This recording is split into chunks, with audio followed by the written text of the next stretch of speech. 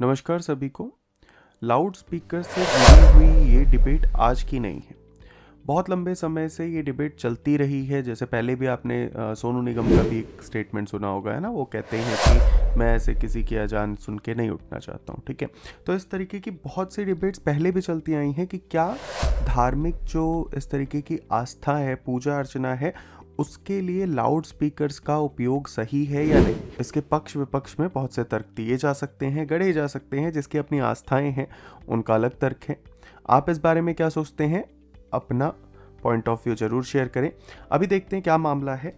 देखिए, अभी यहाँ पे मुंबई हाई कोर्ट ने इस पे एक सुनवाई करते हुए फैसला दिया है या निर्देश दिए हैं मुंबई पुलिस को। उसमें मुंबई हाई कोर्ट ने कहा है कि जो पुलिस है उसको डेसिबल ध्वनि प्रदूषण के उल्लंघनकर्ताओं पर सख्त कार्रवाई करनी चाहिए और जो भी डेसिमल सीमा है उसका पूरी तरीके से पालन करवाना चाहिए, उसका ध्यान रखना चाहिए।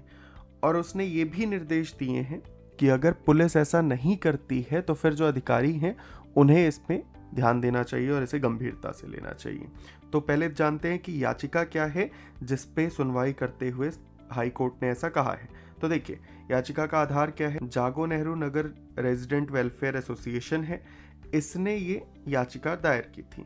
साथ में ही इसके शिव सृष्टि कोऑप हाउसिंग सोसाइटी एसोसिएशन ने भी इसमें ये याचिका दायर की थी, ठीक है। याचिका में क्या कहा गया कि जो मस्जिद और मदरसे हैं वो बहुत ही ऊंची आवाज में ध्वनियां निकालते हैं, जिसकी वजह से जो वहां पे तय सीमा है उससे ज्यादा का शोर हो रहा है, जो कि 80 डेसिबल से अधिक है, ठीक है। और इसके अंदर पुलिस अधिकारियों पर यह आरोप लगाया गया था कि उनको शिकायत की गई पर उन्होंने इस सारे मामले को नजरअंदाज कर दिया है और जिससे फिर जो वहां के निवासी हैं उनको अदालत का रुख करना, ठीक है। तो ये मामला था।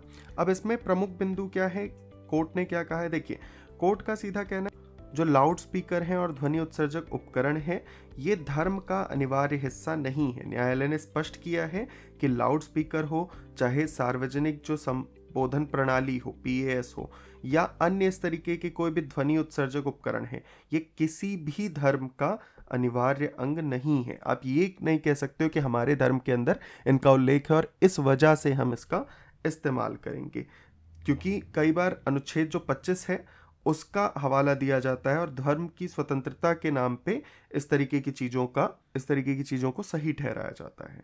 महाराष्ट्र सरकार के लिए निर्देश क्या दिए, इसके अंदर महाराष्ट्र सरकार के लिए भी निर्देश दिए गए, जिसमें ऐसा कहा आपने कि एक तंत्र विकसित करना चाहिए जिसके अंदर आप पूजा स्थलों या जो भी इस तरीके के संस्थान हैं उनमें उपयोग होने वाले लाउड स्पीकर्स और पीएएस के डेसिबल स्तर को आप प्रभावी ढंग से नियंत्रित करें, ठीक है। तो इसके लिए कोई प्रक्रिया एक बनाई जानी चाहिए और उस प्रक्रिया के तहत आप चाहे जो भी मंदिर, मस्जिद, मदरसे, चर्च, जो भी जहाँ पे भी इस तरीके के लाउड स्पीकर्स यूज़ हो रहे हैं, जो तय सीमा है उससे ज़्यादा का अगर ध्वनि वहाँ पे प्रोड्यूस कर रहे हैं तो उस पर रोक लगनी चाहिए, उसको हटाया जाना चाहिए। मुंबई पुलिस को जो निर्देश दिए गए उसके अंदर उन्होंने कहा कि उल्लंघनकर्ताओं के खिलाफ यहाँ पे सख्त कार्रवाई की जानी चाहिए और पुलिस अधिकारियों को डेसिबल स्तर नापने के लिए तकनीक का सहारा लेना चाहिए, जिसमें वो मोबाइल एप्लीकेशन वगैरह को यहाँ पे यूज़ कर सकते हैं, जिससे वो निर्देश दे सकते हैं आगे।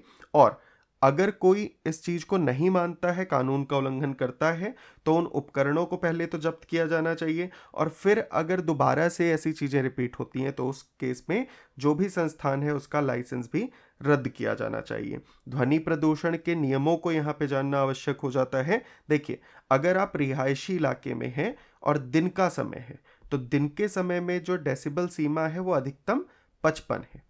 अगर रात्रि है तो फिर 45 डेसिबल से अधिकतम नहीं होना चाहिए। अभी मौजूदा उल्लंघन का मामला क्या है कि मस्जिदों और मदरसों में जो डेसिबल स्तर रहता है वो 80 से अधिक पाया गया है, ठीक है। तो न्यायालय ने इसमें कहा कि डेसिबल स्तर को सभी लाउड स्पीकरों और ध्वनि उपकरण जो भी हों उसके स्तर को नापा जाना चाहिए और उसको तय सीमा के अंदर अंदर रखना चाहिए। इसी तरीके का 2016 का एक फैसला था कोर्ट का, जिसके ऊपर कोर्ट ने टिप्पणी की है कि न्यायालय ने 2016 में एक फैसला दिया था कि किसी भी धर्म का अनिवार्य हिस्सा नहीं है कि वो लाउड स्पीकरों का उपयोग करे। उस फैसले में भी न्यायालय ने कहा था कि ध्वनि प्रदूषण क्योंकि स्वास्थ्य के लिए गंभीर खतरा है और इसे नियंत्रित करना सार्वजनिक हितों के लिए काफ़ी आवश्यक है। उसको देखते हुए अगर हम लाउड स्पीकर्स पर प्रतिबंध लगाते हैं तो ये किसी भी तरीके से किसी के धार्मिक अधिकारों का उल्लंघन नहीं है। क्या प्रावधान है भारतीय संविधान के अनुच्छेद 25 के अंतर्गत, जिसका धार्मिक स्वतंत्रता के लिए हवाला दिया जाता है? हर नागरिक को अपने धर्म को स्वतंत्र रूप से उसका निर्वहन करने का अधिकार है। ये मौलिक अधिकारों की श्रेणी में आता है।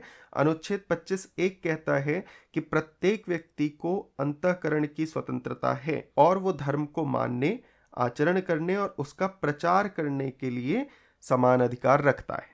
यानी सभी धर्मों को चीज के लिए समान रूप से देखा जाएगा।